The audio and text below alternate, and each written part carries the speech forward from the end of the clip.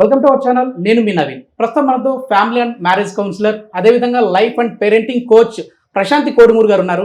Ma'am నమస్తే అండి. నమస్తే నవీన్ గారు. ఫస్ట్ ఆఫ్ ఆల్ ఏంటంటే ఈ వీడియో చూసే ముందు భార్యాభర్తలు బిడియము సిగ్గు అన్నీ వదిలేసి చూడండి. ఎందుకంటే అసలు పెళ్ళయిన తర్వాత ఈ లక్షణాలు మీలో ఉంటేనే పిల్లల్ని కనండి అని చెప్పేసి మేడం చెప్తా ఉన్నారు. ఆఫ్ ది రికార్డ్ మనం మాట్లాడినప్పుడు నాకు నిజంగా షాకింగ్ అనిపించిందండి. అంటే మీరు చెప్పే దాంట్లో చాలా వాస్తవాలు ఉన్నాయి, కానీ వాటిని పెద్దగా పట్టించుకోరు. అదే ఇప్పుడు చిన్న పిల్లల్లో చాలా పెయిన్ఫుల్గా ఉంటుంది.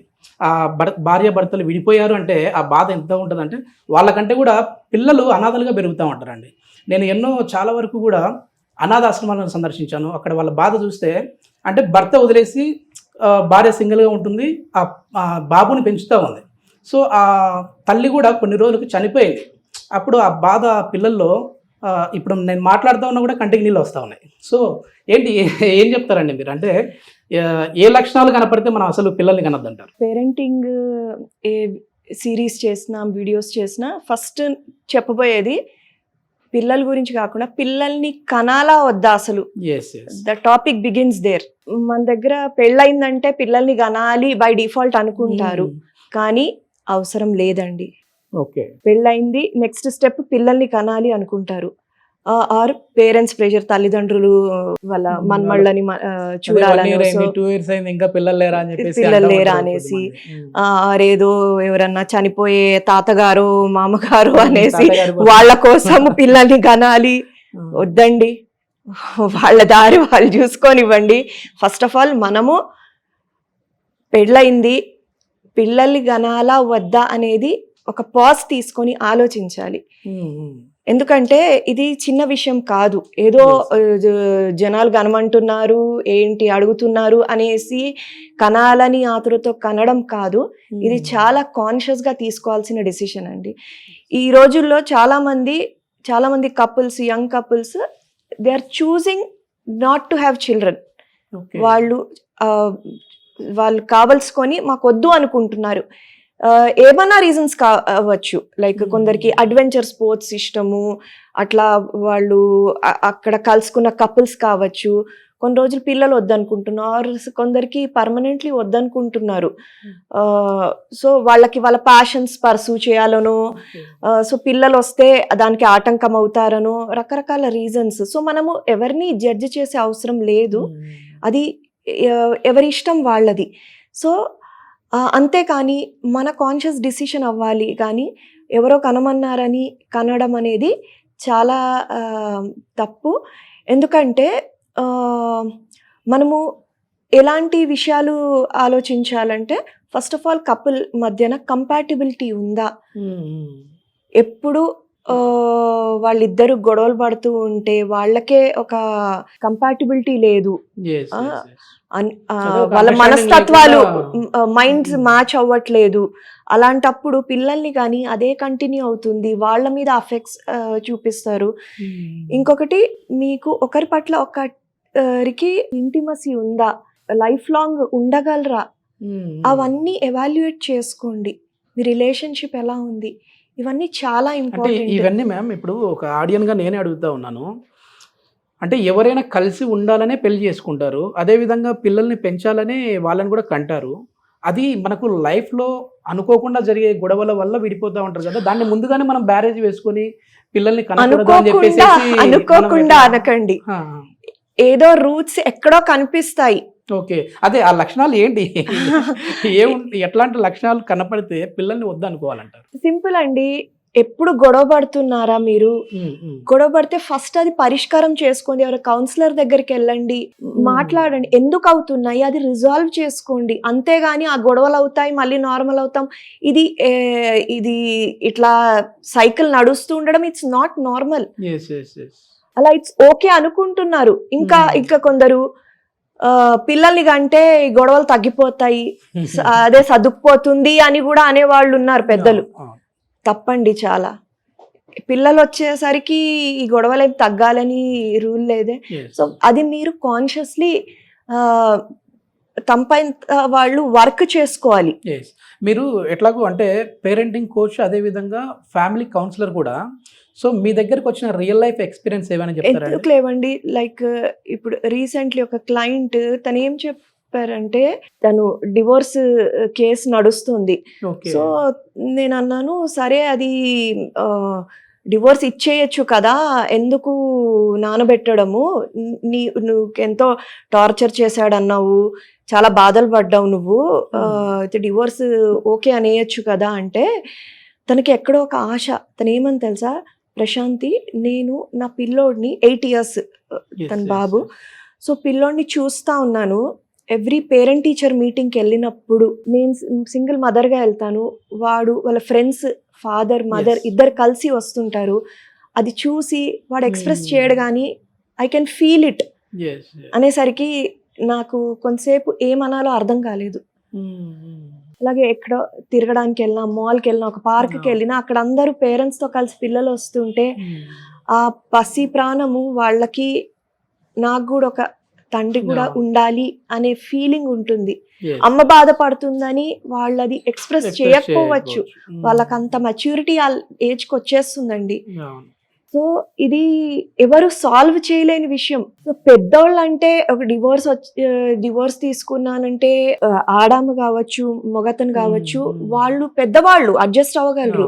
పసిపిల్లలు వాళ్ళకి అమ్మా నాన్న అనేది చాలా ఇంపార్టెంట్.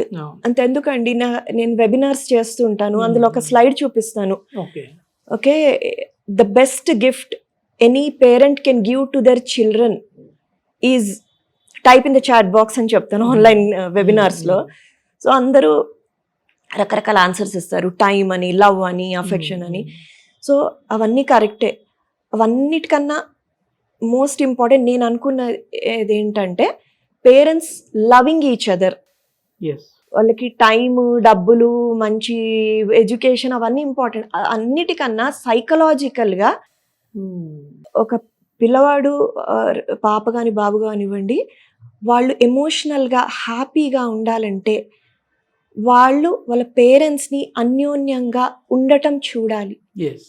అది చాలా ఇంపార్టెంట్. సో నేను అది ఎక్స్ప్లెయిన్ చేసేటప్పుడు అండి, ఒకరు ఆడియన్స్ అన్నారు వాట్ ఇఫ్ వీఆర్ సెపరేటెడ్ అనేసి. సో అప్పుడు అనిపించింది ఈ స్లైడ్ నేను రీవిజిట్ చేయాల్సిన అవసరం ఉందనేసి. సో ఇలాంటి కేసెస్ ఎన్నో అవుతున్నాయి. లైఫ్ లాంగ్ మనం కలిసి ఉంటేనే పిల్లల్ని కనాలి అంటారు ఫైనల్ గా. అది ట్రై చేయాలి, మన చేతిలో లేదు కానీ ఎంతో మనం అవాయిడ్ చేయొచ్చు అలాంటి. సద్గురు మాట చెప్పేవారు 20 years ప్రాజెక్ట్ ఇది. 20 years ప్రాజెక్ట్. సో అంత సాఫీగా పోతే 20 years ప్రాజెక్ట్, లేకపోతే ఇంకెక్కువ వేసుకోండి. ఆ 20 years కోసం మీరు రెడీ ఉన్నారా, మీకు ఆ పేషెన్స్ ఉందా, ఆ డెడికేషన్ ఉందా, అది ఇవ్వగలరా, అది మీరు ఎవాల్యుయేట్ చేసుకోవాలి. లేదు అంటే ఇట్స్ ఓకే, జనాల కోసం ప్రపంచం కోసం కనాల్సిన అవసరం లేదండి. ఇప్పుడు భార్యాభర్తలు ఇద్దరు విడిపోయిన తర్వాత ఆ పిల్లల మనస్తత్వం ఎట్లా ఉంటుంది అంటే మీరు చాలా మందిని కౌన్సిల్ చేసే ఉంటారు నాకు తెలిసినంత వరకు. పిల్లల్లో మెచ్యూరిటీ లెవెల్స్ ఎట్లా ఉంటాయి వాళ్ళకి? రకరకాలుగా ఉంటుందండి. ఇన్ జనరల్ వాళ్ళకి ఒక హ్యాపీ చైల్డ్హుడ్ అయితే ఉండదు. పేరెంట్స్ ఇచ్చేది ఇప్పుడు మనం అనుకుంటాం, కొందరు టైం ఇవ్వలేకపోతే ఏదో బొమ్మలు ఇవ్వడము, కాస్ట్లీ థింగ్స్ కొని తెచ్చి ఇవ్వడము, అది కంపెన్సేట్ చేస్తాం అనుకుంటారు. కానీ వాళ్ళకి మీ టైం కావాలి.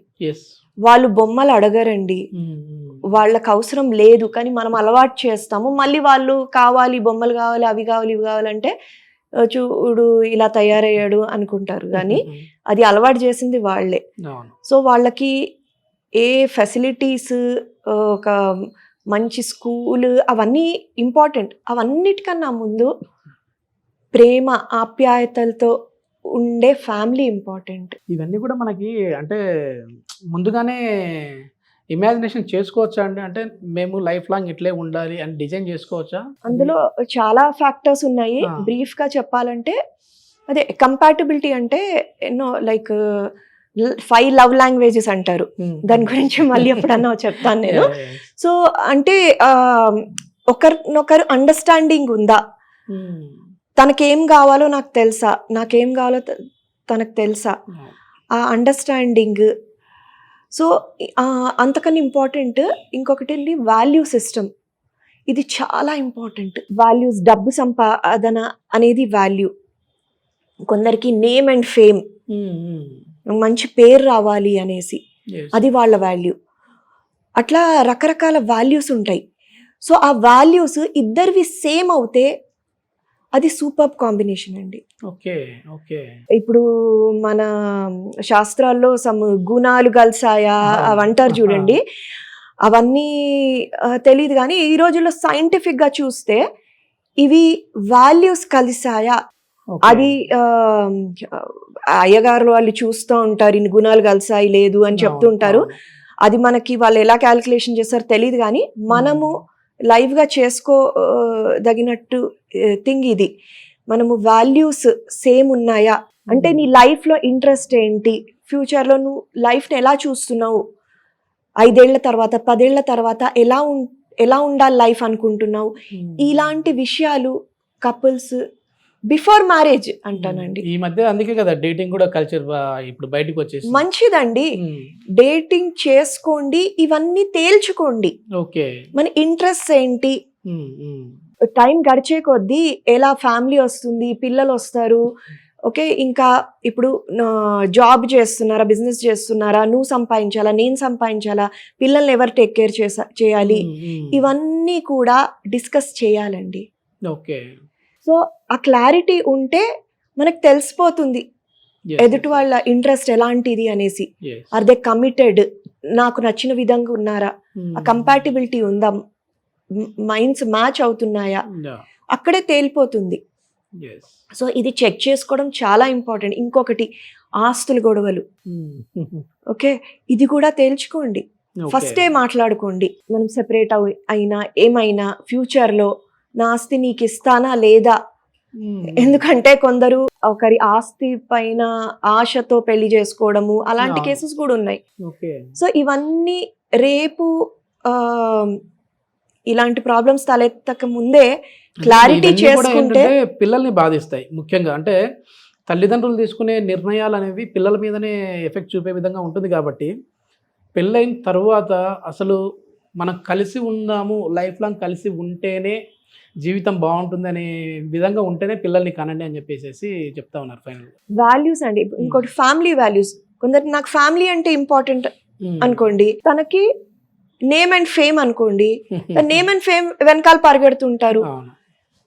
తన ఫ్యామిలీ కోరే వాళ్ళు ఫ్యామిలీకి టైం ఇవ్వట్లేదు, ఫ్యామిలీ అని వాళ్ళ వాల్యూస్, ఆ వాల్యూస్ మ్యాచ్ అవునప్పుడు అది లైఫ్ లాంగ్ అవే గొడవలు, కాన్ఫ్లిక్ట్ నడుస్తూ ఉంటుందండి.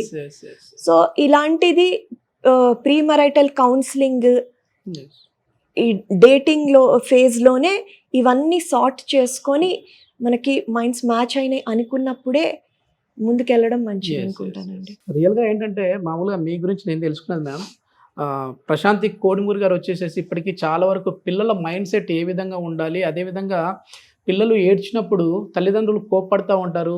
సో ఆ టైంలో ఇంకా ఇప్పుడు మొబైల్స్కి అడిక్ట్ అయిపోతూ ఉన్నారు. అట్లాంటి వాళ్ళని చాలా మందిని కూడా మీరు ఇట్లా కాదు పిల్లల్ని ఏ విధంగా మనం మార్చొచ్చు అనేది కూడా చెప్పారు. అవి కూడా మనం కొన్ని వీడియోస్ ద్వారా ప్రజలకైతే చేరవేద్దాం. సో ఏదైనా మేడంతో కౌన్సిలింగ్ కావాలి అని అనుకుంటే కింద నెంబర్ అయితే స్క్రోల్ అవుతుంది, ఆ నెంబర్కి కాంటాక్ట్ అవ్వచ్చు. Thank you ma'am. Thank you.